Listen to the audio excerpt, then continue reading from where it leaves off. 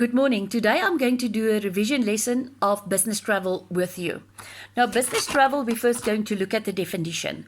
The short definition of business travel is straightforward. Traveling for the purpose of business, and it is the movement of business people to conduct meetings or workshops in other provinces or countries. That definition will go through as 2 or 3 marks. But if the definition goes more than 2 or 3 marks, then you can add reasons as well as characteristics. What is the reasons of business travel? It is meetings, incentives, events, conferences, seminars, and all of them. Please just be very careful.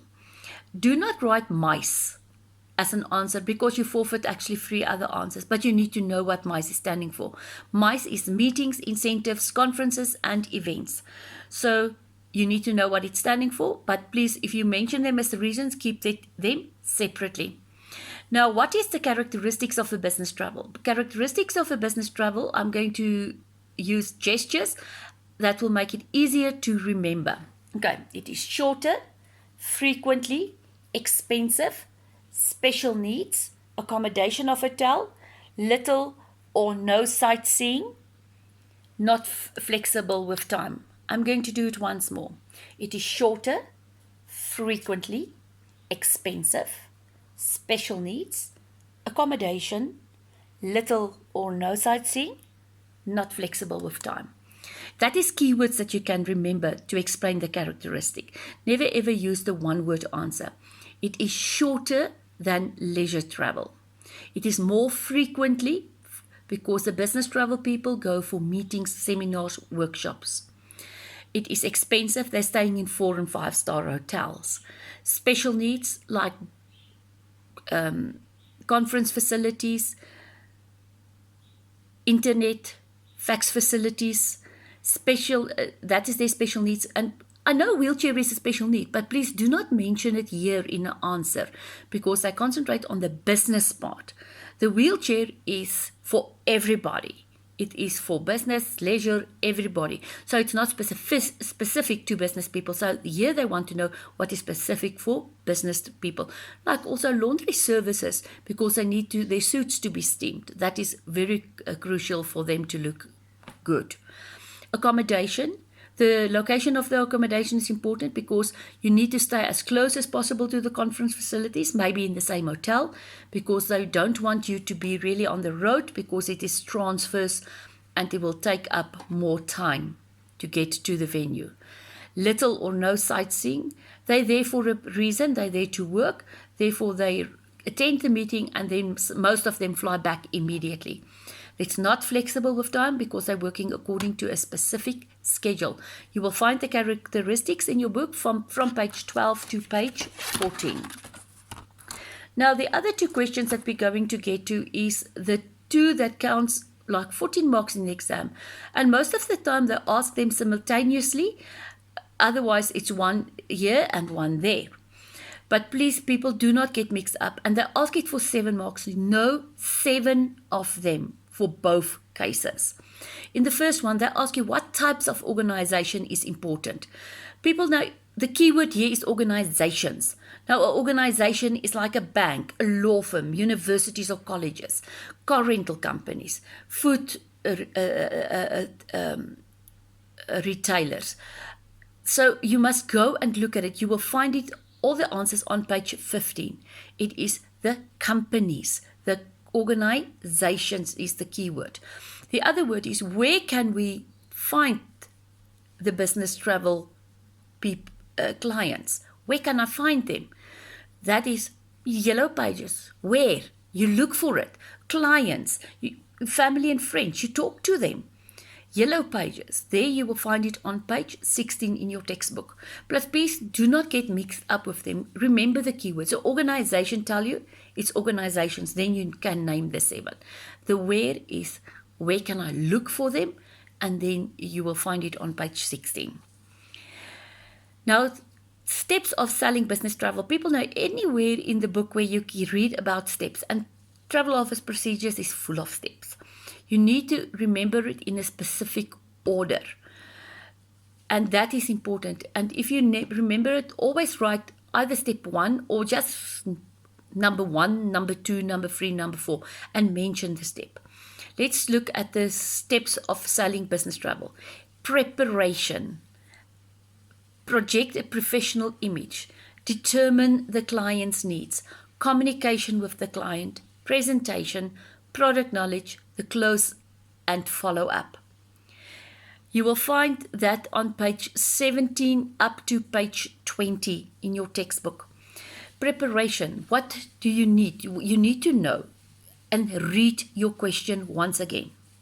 If the mark allocation is 7, most of the time they just ask you, name the steps of business selling business travel. Then you name the steps.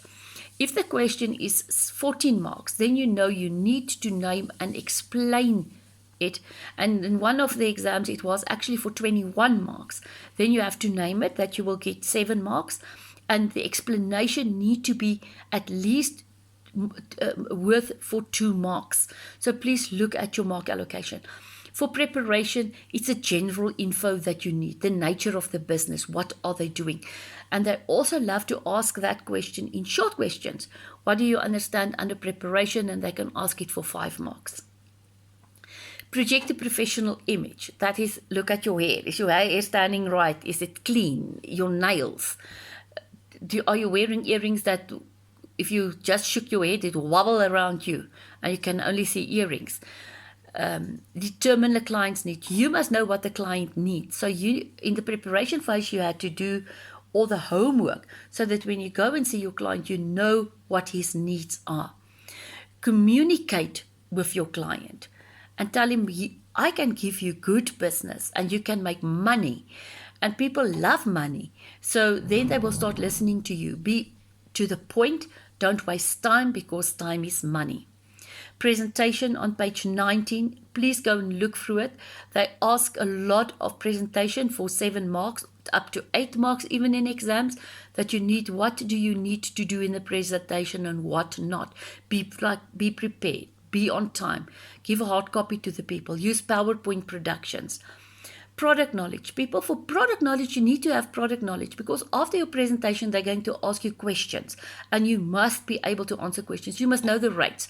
You must know where to get the cheaper option. You must know the different countries. You must know what places is the best to go to. Then also close the sale and follow up. People know when you finish with your presentation, everybody is up in arms and they want to do it. Have the contract ready. Then you can sit with the manager. And if there's changes, you make the changes on the spot. And then let the contract be signed as soon as possible. And always follow up with the client. Are you still happy? Is there anything that you need? And then you will make it that they will come back to you for another business travel, so that they can know they can trust you because you are dedicated and you want to help and assist them. So that is very important for selling business travel.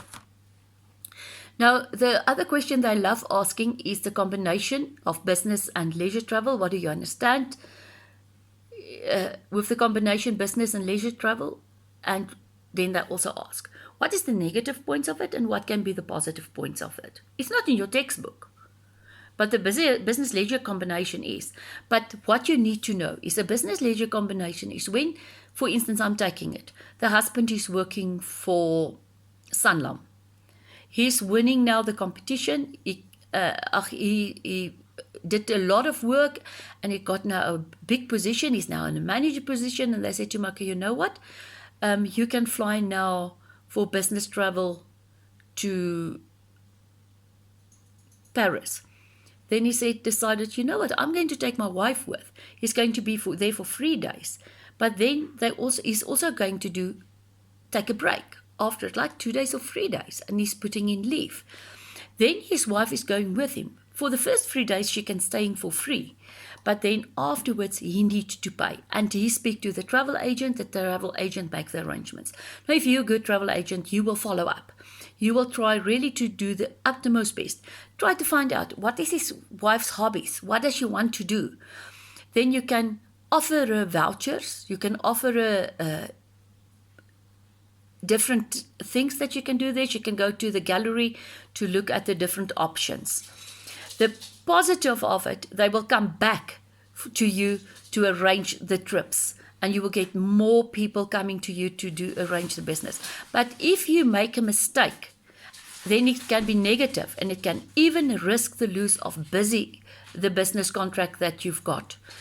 And the travel agent will lose out a lot of it. I hope you enjoyed it and that I refresh your memory a little bit. I want you to go and do the summative assessment. The summative assessment is very important. Try to do it without going back to your book. Try to answer it, mark it yourself, and go back to the answers where you've got it wrong. Because a lot of the business summative assessment questions you will find in the exams as well.